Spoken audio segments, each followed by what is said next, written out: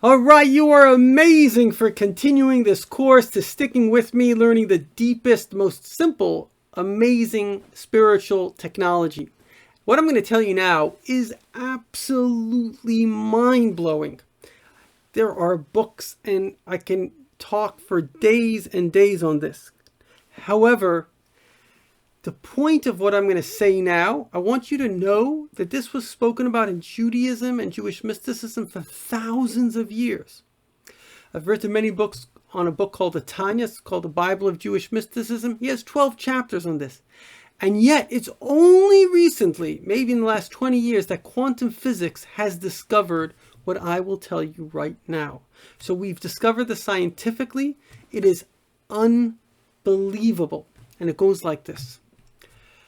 Every single second, not only second, every nanosecond. You can't believe how quickly this happens. Every nanosecond. The entire universe, every star, you, me, everything. We're all made up of atoms, right? You and I, we're made up of atoms. Everything disappears and comes back into existence. Now, you may say that's crazy. I want you to know this is, I heard this myself from a professor, a physics professor who graduated from Harvard. He's a professor in the University of Chicago. He heads a team for 40 years of quantum theorists, people studying quantum theory. These are like the top guys in the world, 1,000 people.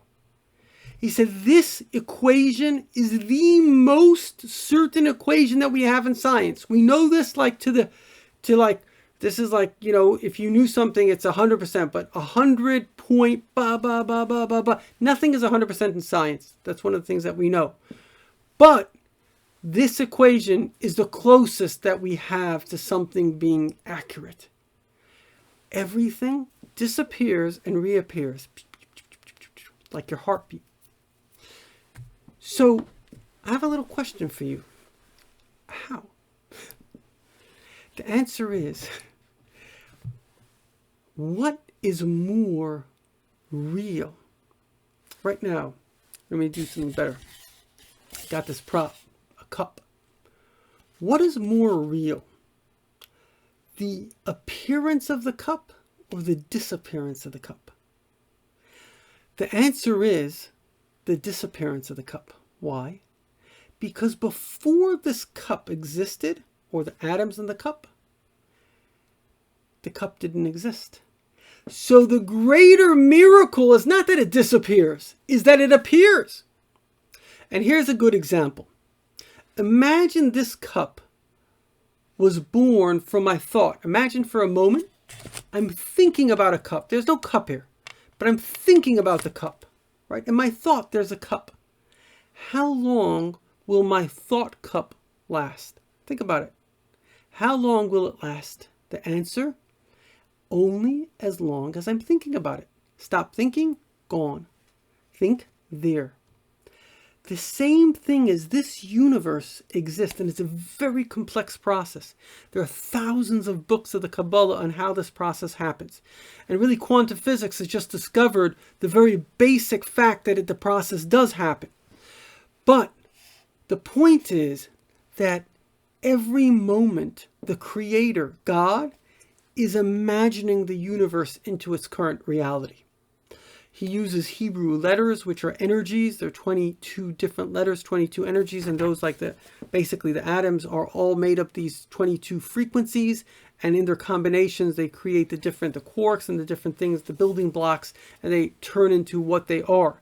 But the point is that every single second, God is pushing energy, like your heart has to push your blood into your body, and you have to take that oxygen, and you have to push that oxygen through your body every second, and God forbid, within a couple of minutes, there wouldn't be enough oxygen, God forbid.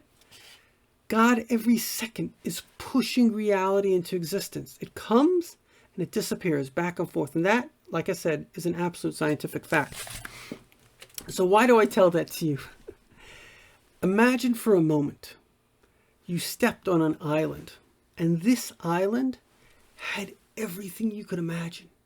You see, the place where you came from, It was just darkness. You couldn't see. You could just feel.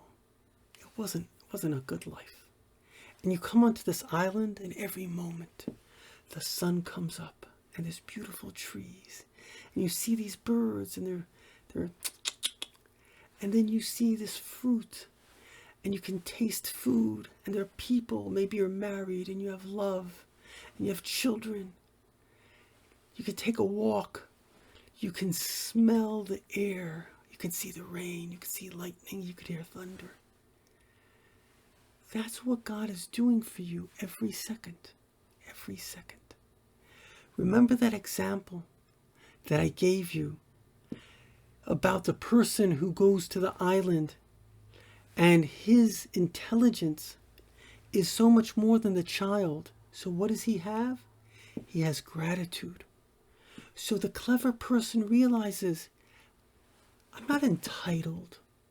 You know, I have a brother-in-law, Rabbi Chazan. He's the dean of an academy, very bright guy. He loves telling the story of the psychiatrist that was once called to a lady who wanted to jump off a building in New York. She was depressed. And so the firemen, they take him and get her. And he's got to convince this lady not to jump. And he's listening to her story, and he realizes if he had her problems, he would also jump. So he says to her, do me a favor. Close your eyes. Close your eyes for a second. Imagine, God forbid, that you were born blind. You could never see. Can you imagine that? Yes. Is it fun? No.